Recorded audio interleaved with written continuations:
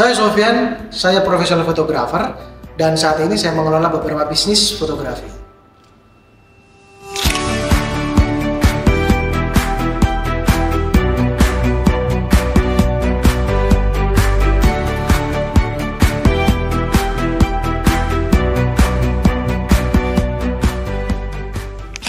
Sebetulnya kalau di fotografi itu ada istilah adalah melukis dengan cahaya. Fotografi ya, seorang fotografi itu harus benar-benar bisa mengarahkan orang yang kalian jangan mengandalkan hanya dari kameranya. Ada pepatah bilang man behind the gun.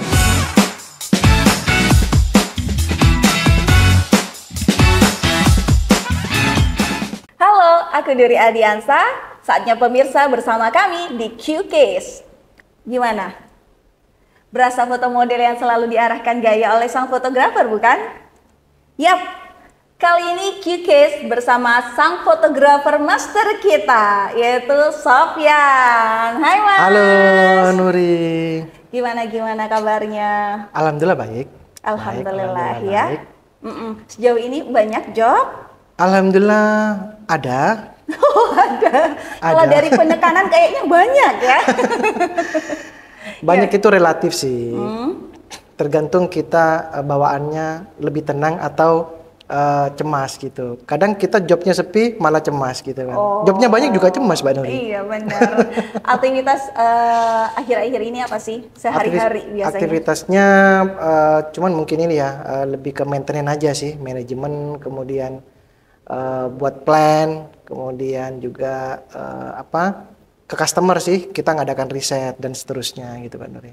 Aktivitas di luar fotografi selain itu? Keluarga. Oh, Keluarga. oh gitu. Begitu. Tetap ya keluarga Tetap nomor satu. prioritas keluarga tetap Mbak Nuri. Harta yang paling berharga Betul, harta keluarga. adalah Keluarga. oh keluarga. Aku pikir Betul. cuan, tidak ya? Sambil cari cuan jalan-jalan. Oh benar. Atau jalan-jalan sekali. sambil cari cuan sih sebetulnya sih Mbak Iya, Nuri. memang aktivitas sehari-hari sebelum fotografi emang selalu intens bersama keluarga ya? Atau sebelum fotografi udah berkeluarga duluan? Sebetulnya di fotografi sebelum berkeluarga sih. Kemudian kebetulan istri saya itu mantan model saya, begitu ceritanya begitu. Oh, CLBK ya? CLBK ceritanya. Oh enggak, CLBK apa Cinlok? Lebih ke cinlok kayaknya, Cinlok, ke cinlok oke. kayaknya. Cinlok itu yang dimakan kan? Itu sosis namanya. Cilok. Iya. Oke, Terus oke. habis itu ketemu sama istri? Jadi mungkin di tahun ya kisaran 2014 ya kayaknya ya. Kan kita berkarir di fotografi mulai 2007, 2009 juga mulai serius. Kemudian belajarnya itu sebetulnya Mbak Nuri di tahun 2005. Kita belajar di mata kuliah fotografi, kemudian hobi, suka, akhirnya coba di bisnis fotografinya. Oh. Di tengah perjalanan akhirnya ketemu dengan si dia nih ceritanya. Iya. Cinlok itu tadi Mbak Nuri. Akhirnya serius ya. Serius, betul. Sejak ketemu model yang kepincut itu, serius. Ada motivasi lebih gitu. Oh. Begitu. Semakin giat belajarnya. Ternyata itu yang membuat motivasi Betul. seorang Sofyan itu bergelut di dunia fotografi lebih serius. Lebih serius, betul Mbak Nuri. Kemarin-kemarinnya nggak serius. Lebih serius yang ini kayaknya gitu loh. Artinya memang dalam menempuh bisnis fotografi terutama Mbak Nuri kita harus punya motivasi lebih gitu kan. Jadi ceritanya nih fun fact-nya adalah serius kan untuk menikahi si dia gitu loh Mbak Nuri. Begitu. Tapi aku penasaran, kira-kira seorang fotografer kalau nikah difotoin siapa? Pakai tripod kayaknya Mbak Nuri. Oh, tripod ya. Atau selfie, Iya. selfie. Selfie. Gitu. Nggak usah ngundang fotografer lagi. Kebetulan kita punya tim fotografi, fotografi dan videografi. Jadi kita berdayakan tim itu sendiri gitu Mbak Nuri. Iya, kalau tadi termotivasi semakin serius di dunia fotografi karena memang cinlok ya, cinta lokasi sama seorang modelnya. Betul. Tapi kenapa Mas Sofyan akhirnya yang beneran memantapkan dirinya itu harus di dunia fotografi sejak awal? Karena relate dengan mata kuliahnya yang diambil atau karena memang waktu itu ada kesempatan yang datang, gimana? Lebih tepatnya kesempatan sih Mbak Nuri.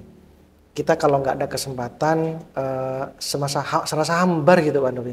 Jadi di zaman SMA gitu kita akan di SMA itu diajar tentang lukis. Ceritanya dari lukis sih Mbak Nuri. Lukis itu akhirnya membuat saya termotivasi untuk memvisualkan suatu benda menjadi sebuah karya awalnya. Kemudian setelah di mata kuliah itu, di kuliah ya ada mata kuliah fotografi, dikenalkan dengan dunia fotografi, dasar-dasar fotografi waktu itu. Saya jadi kepikiran, kenapa nggak diwujudkan dalam bentuk foto daripada hanya sekedar goresan tangan. Dan akhirnya saya belajar dari situ Mbak Nuri. Nah bagaimana fotografi itu, sebetulnya kalau di fotografi itu ada istilah adalah melukis dengan cahaya, bukan melukis dengan pena. Nah akhirnya saya tertantang, asik kayaknya kalau kita bisa menulis dengan cahaya. Selama ini kan kita nulis pakai ini ya pensil, bolpen dan seterusnya. Nah, saya merasa terchallenge, tertantang, masa sih ada melukis dengan cahaya? Nah, ternyata setelah didalami, ternyata fotografi itu adalah intinya adalah melukis dengan cahaya. Akhirnya kesukaannya dari situ sih sebetulnya. Iya, jadi melukisnya bukan hanya di kertas saja berupa gambar-gambar yang mungkin abstrak ya, betul. belum bercahaya dan berwarna, akhirnya dituangkan ke fotografi. Betul. Sejak saat itu, sejak kuliah kan? Sejak kuliah. Sejak kuliah. Sejak kuliah sudah mengenal fotografi, apa objek pertama yang mungkin yang kamu foto tuh? Waktu itu seingat saya itu kumbang kayaknya. Oh kumbang. Iya. Itu bukan kan kebetulan. Ayam kampus kan? Kadang-kadang. Kadang-kadang kita juga motret landscape ya, pemandangan. Kebetulan kita kan kuliahnya memang bukan di kelas Mbak Nuri. Kita kuliahnya di outdoor gitu kan. Mungkin ada yang tahu di sini mata kuliah fotografi, komunikasi ya, lebih tepatnya komunikasi. Kita kuliahnya jarang di kelas kayak Mbak Nuri. Lebih ke outdoor, lebih ke jalan-jalan gitu Mbak Nuri. Jadi memang fotografi membuat saya lebih membuka wawasan baru gitu Mbak Nuri. Akhirnya banyak yang kita potret, tidak hanya kumbang tadi, mungkin apa benda-benda lain yang sifatnya lifestyle gitu, itu kita potret gitu. Ya, jadi ilmu komunikasi salah satunya mata kuliahnya itu ada ini ya. Ada fotografi, dasar-dasar fotografi. Mulai dari situ timbul bibit-bibit suka dengan fotografi. Betul. Setelah suka, pasti orang kan punya keinginan untuk melebarkan sayapnya tuh. Bukan cuma suka doang. Wah, ternyata aku suka ini ya. Sekelas mahasiswa udah punya kamera sendiri itu kan udah mewah.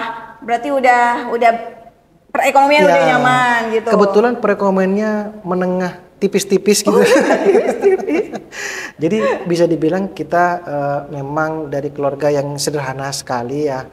Artinya cukup untuk biaya kuliah, kos-kosan, makan gitu loh. Kadang juga makannya juga irit-irit Mbak Nuri.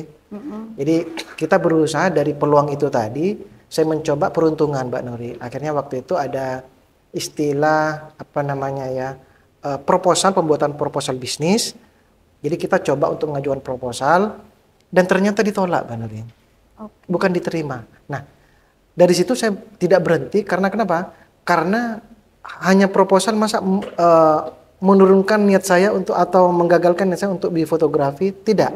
Saya mencoba untuk peruntungan baru dengan cara pinjam kameranya. Waktu itu belum ada uang untuk beli kamera ceritanya Pak. Jadi pinjam itu dari lab. Kita kan ada lab fotografi di mata kuliah itu. Kita coba pinjam dengan kita mengajukan kepada dosen yang selaku yang bertanggung jawab di lab itu. Kita coba pinjam dengan kesepakatan begini Pak Nuri.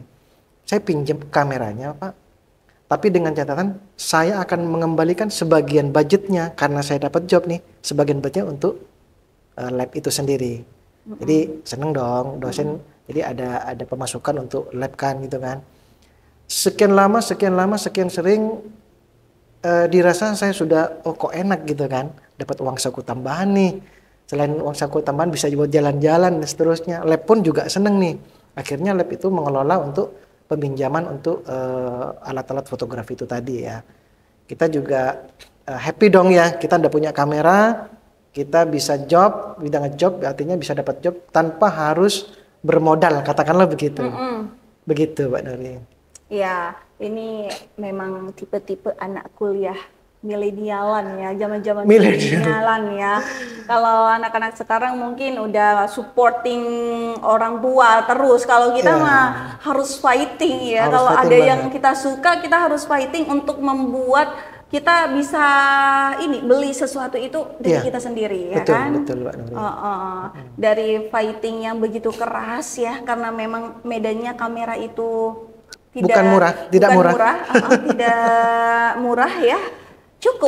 Cukup menguras segala isi tenaga dan dompet. Tidak hanya dompet, tanah warisan juga ikut. Tanda warisan bisa dijual juga. Bisa dijual juga akhirnya gitu. Nah, akhirnya setelah fase itu berakhir sampai di fase ternyaman Mas Sofyan itu di mana?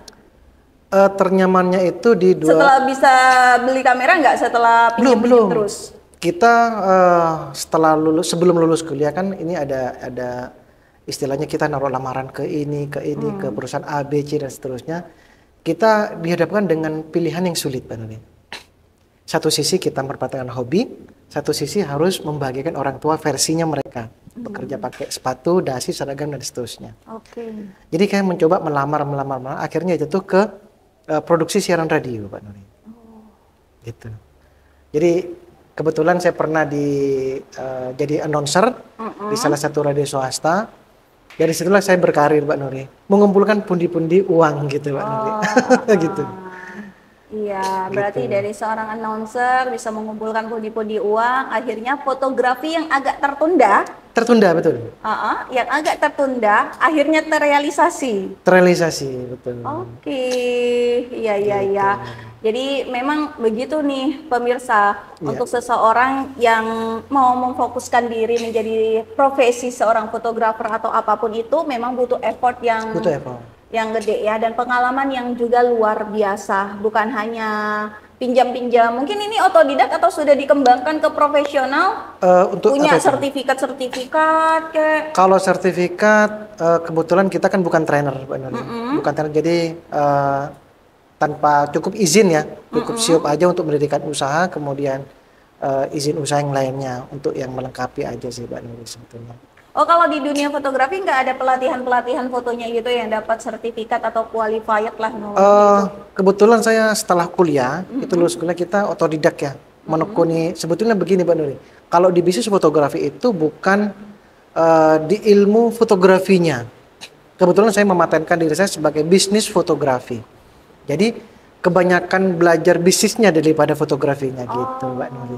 Yap, gitu dia. Jadi memang punya beberapa pilihan dalam bidang fotografi itu. Betul. Ya, bukan hanya di fotografinya tapi juga bisa memilih bisnisnya. Betul. Apalagi saat ini digital marketing. Digital marketing luar biasa.